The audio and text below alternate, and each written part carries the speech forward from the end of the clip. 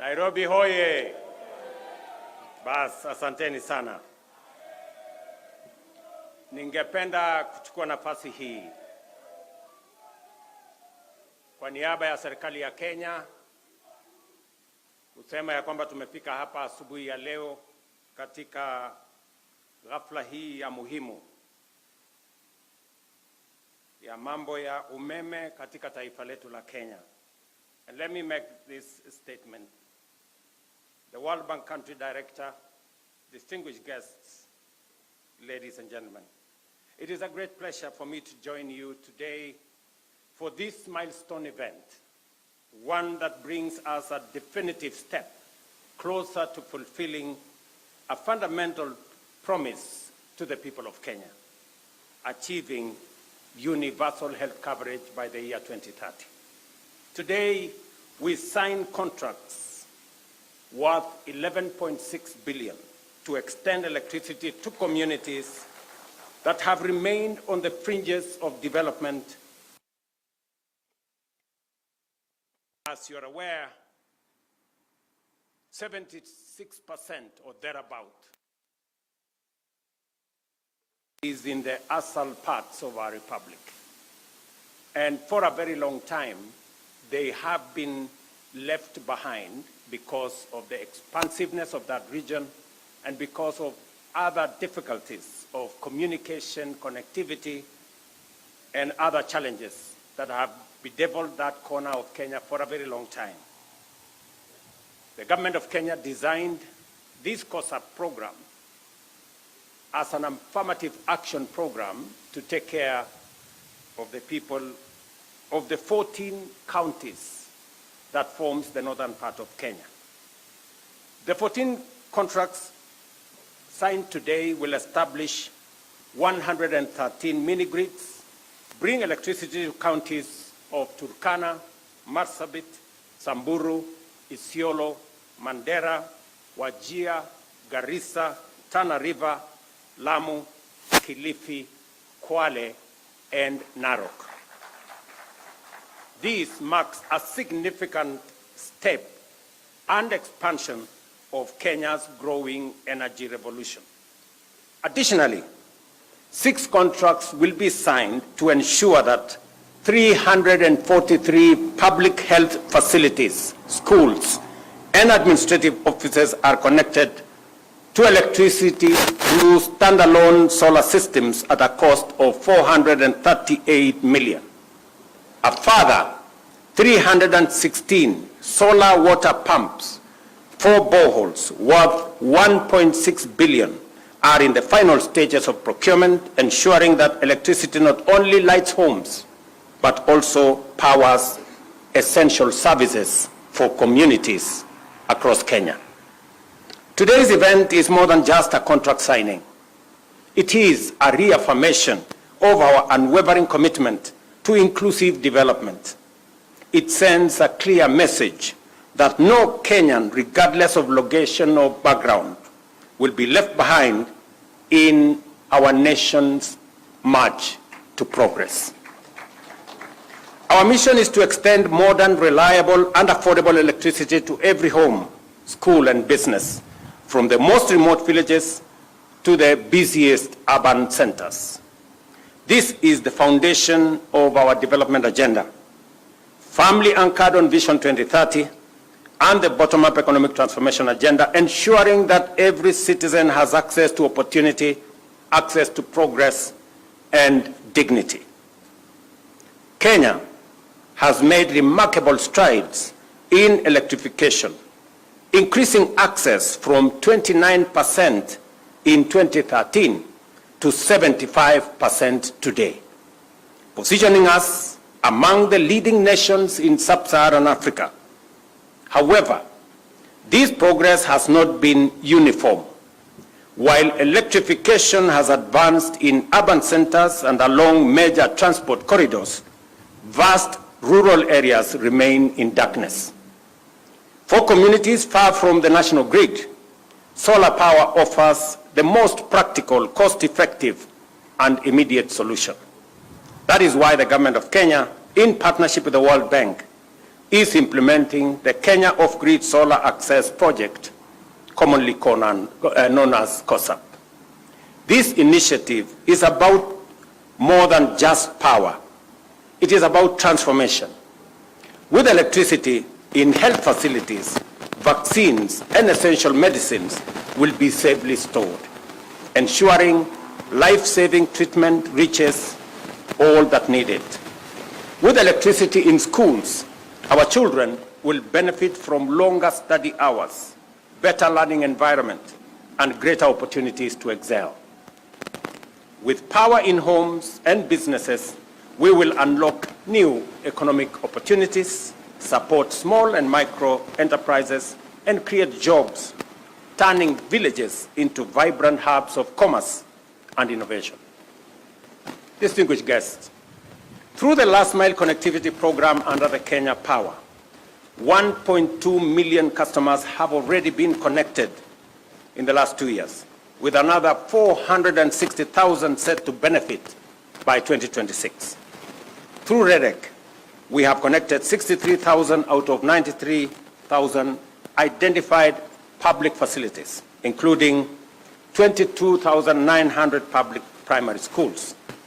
This work continues with 1,071 public facilities projected to be completed in 2023-2024 financial year, and another 1,450 currently underway in the financial year 2024-2025. Beyond expanding access, we remain committed to achieving a 100% clean energy grid by 2030. Diesel-powered stations are being hybridized and with solar PV systems, and plans are underway to install an additional 8 megawatts of solar power in Wajir County. In Lodwar, we are taking a bold and decisive step to shut down the diesel power plant operated by Kenya Power and extending national grid to Lodwar by next year. I am looking for that proud moment to switch off the diesel power plant in Lodwar for the first time. This includes constructing a 100-kilometer of 66 kilowatt power lines and a substation, at a cost of 900 million. These projects are clear statements of intent.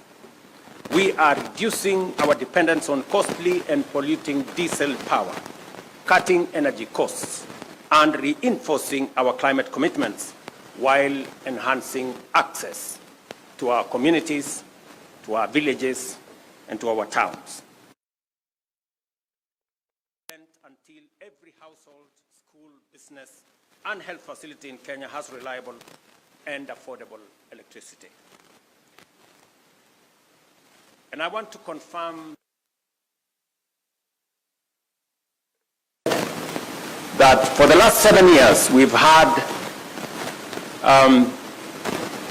estates, or in fact, areas like Kosovo here in Hospital Ward, Mukuru kwa Njenga, Mukuru kwa Ruben, Mugumoini in Embakasi West, that have lived in darkness for the last 7 years.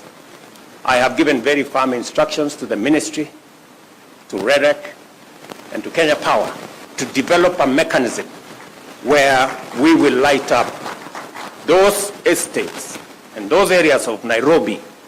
It cannot be that in the capital city of Kenya, there are citizens living in darkness.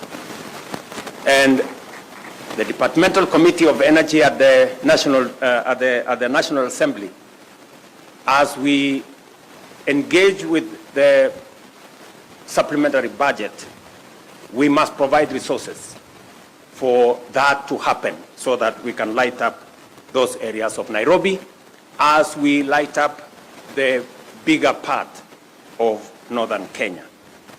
And we are intentional. We are deliberate as we do this because we must develop this country in a wholesome manner.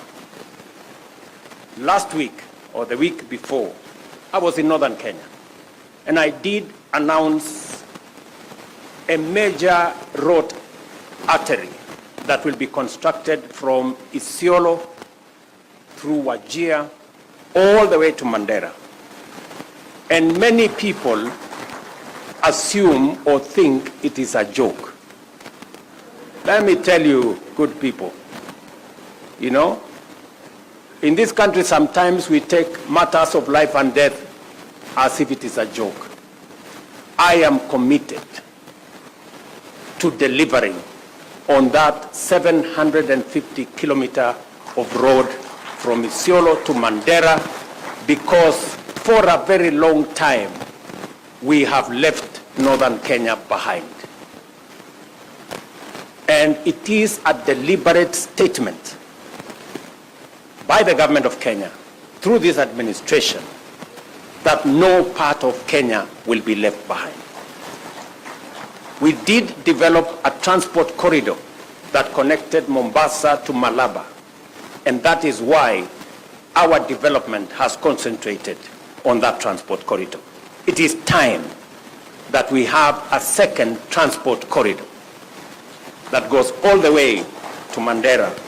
And I want to ask the people of Kenya, as we develop that transport corridor, there will be huge opportunities. Take time and sample those opportunities.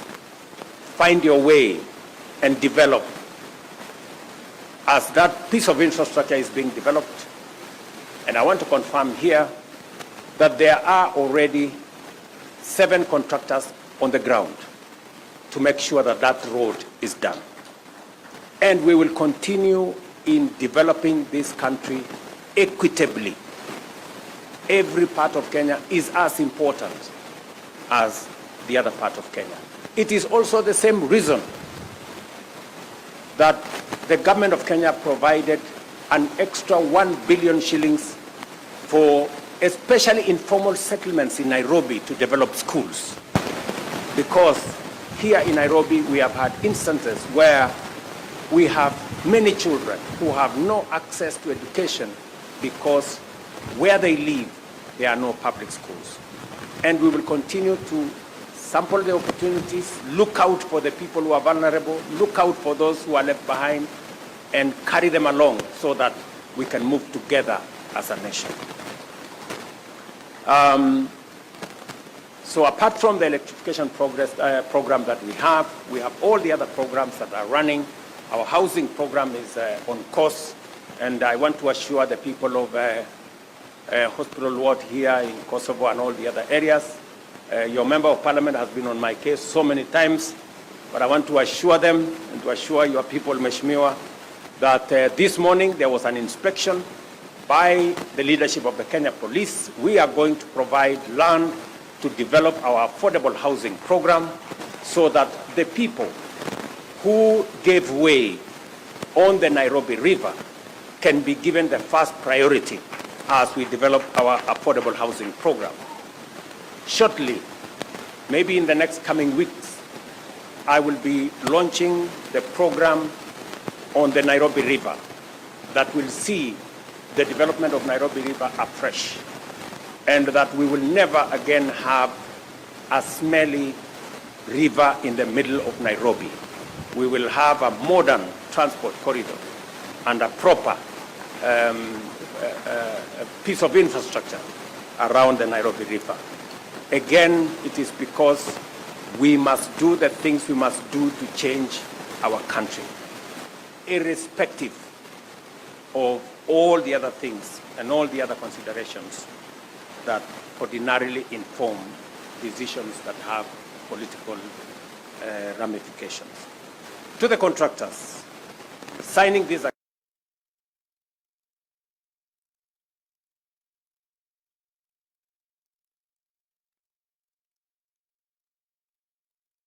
present here, members of parliament and community representatives, I ask for your support in ensuring this project succeed and deliver tangible benefits to the Kenyans that will benefit from these facilities. And you have my commitment, that of this administration, to work together in partnership with you to make sure that we reach out to what the World Bank director here has given us, that this project is going to reach to about 1.1 million people in northern Kenya, in the 14 counties in northern Kenya, including Narok. So as we build this synergy, I want to ask us, as the people of Kenya, to be united as we focus on the development of our country. Elections are a one-day affair. Development is an everyday affair. And we must focus our energy on making sure that we close ranks in matters to do with the progress of our nation. And we ensure that we leave no one behind, and we engage everyone along the way as we build a nation, as we work on our development, as we work on our progress, as we work on creating jobs and having a nation that we can all be proud of. So let me encourage all of us as we conclude this event that I am looking forward to working with all the leaders, especially on the subjects that are important to the development of our country and that affect the people of the Republic of Kenya, because that is our calling, that is our responsibility, that is our assignment. Thank you very much to all of you leaders who have come to this event and all the other stakeholders who have come to participate in this event. I look forward to working with you. Asanteni sana. Tafadhali tunaweza keti chini kidogo. So viongozi wa Nairobi wameniuliza ya kwamba kuna sehemu ziko na matatizo ya umeme, vile nimesema hapa. Tayari tushakubaliana mpango ambayo tutakuwa nayo. Watu wa REREC, watu wa Kenya Power chini ya uongozi wa wizara watapanga haya maneno, na tumeambia kamati ya bunge wakati tunatengeneza budget ya supplementary next week tuhakikisha kwamba kutakuwa na pesa ambayo itasaidia kuanzisha hiyo program. Tumekubaliana vile vile wakati tunatengeneza Kenya kwa ujumla. Kila sehemu ya Kenya ni ya muhimu. Leo tunazungumzia stima Northern Kenya, mahali kwa muda mrefu wamebaki nyuma na wamebaki kwa giza. Pia tunazungumzia wale wako katikati yetu hapa Nairobi. Kuna sehemu ya Nairobi pia vile kuna giza kule Northern Kenya, pia kuna giza hapa Nairobi katikati. Na tumesema pia hawa watu wa Nairobi wanaoishi hapa Kosovo, Mugumoine kule Embakasi West, wale wanaoishi Mukuru kwa Njenga, Mukuru kwa Ruben na sehemu zingine za Nairobi ambazo bado ziko na giza, pia tutawashughulikia ndio tuweze kuhamasisha Wakenya wote na tuweze kutembea kwa pamoja. Mimi vile nataka sote kama viongozi, wananchi, tuungane na tushirikiane katika harakati ya kusukuma mambo ya maendeleo. Kwa Nairobi, wananchi wengi, asilimia kubwa ya Nairobi wanaishi katika sehemu ambazo hazina barabara, haina maji, haina stima, na ndio sababu program yetu ya affordable housing tunaitumia kuisukuma. Na mimi niko na imani ya kwamba kwa ushirika wa wananchi na viongozi wa hapa Nairobi na Kenya mzima tutaweza kutekeleza mpango huo kwa manufaa ya vijana wetu watakaopata ajira katika sehemu hizo, kwa